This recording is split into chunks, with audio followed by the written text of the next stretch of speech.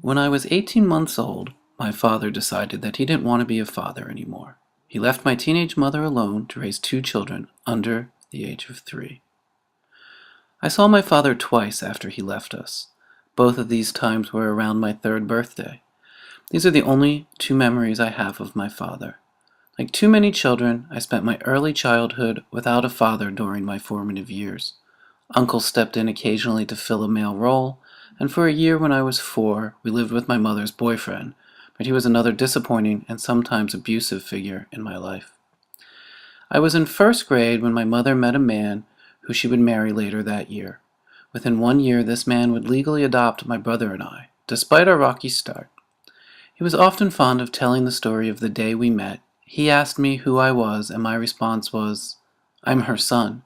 Who are you?" I wouldn't say that I was exactly excited to have a dad. Like most children, I didn't desire change, especially such a fundamental change. There was a period of adjustment. In retrospect, I might say it was a 12-year period because we didn't often get along when I was growing up.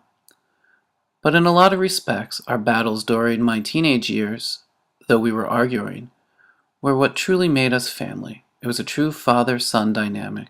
And though I resented him in a lot of ways, he never reciprocated those feelings. I never doubted that he loved me. He always made it clear how proud he was of me and how much he loved me. As an adult, it was easier to see. It was easier to understand how difficult it might be to become a father to children whom you didn't know for the first 7 or 9 years of their lives. It also became easier to see how easy it was for my father to leave and how much better the man who stayed, was. In my mid-30s, my biological father made an effort to get in touch, to have a relationship. Had he made an effort 10 or 15 years earlier, I may have wanted to meet him. But during my adult years, my dad and I became closer. My response to my biological father's request was simply, "I already have a father, and it's not you." My dad passed away 5 years ago. He never got to meet my daughter, who was born 2 years later. Now, being a father myself, I find myself thinking about him more and more. There are so many things I'd like to ask his advice on. There are so many things I'd like to share with him. And I know there are a lot of things he would have been able to share with me. Our lifelong trajectory of closeness would have only brought us closer. I miss my dad tremendously, but I'm thankful for the time I did have with him and for everything he did for me. Thank you, Dad. My dad's death was sudden.